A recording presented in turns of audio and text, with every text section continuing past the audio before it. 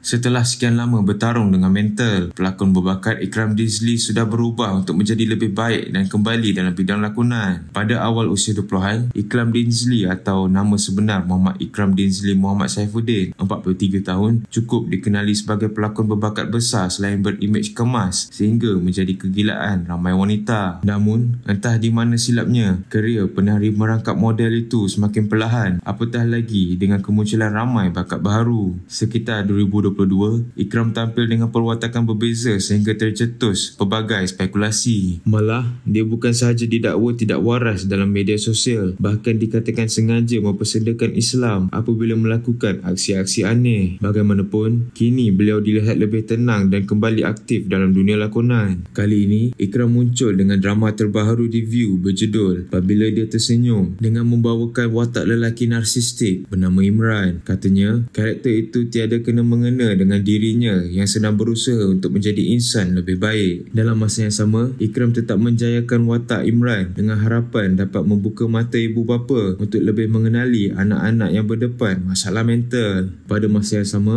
Ikram memaklumkan dirinya tidak berminat menerima tawaran yang menuntutnya bersentuhan dengan wanita, lebih-lebih lagi membabitkan adegan kasar. Walaupun demikian, dalam drama Apabila Dia Tersenyum, Ikram terpaksa melakukannya, meminta maaf dan mohon izin Alia Iman sebelum penggambaran bermula untuk bersentuhan. Jangan membuat sebarang spekulasi yang boleh mencetuskan kontroversi. Apapun, diharapkan semoga kerjaya Ikram Dinsley sentiasa maju dalam industri lakonan.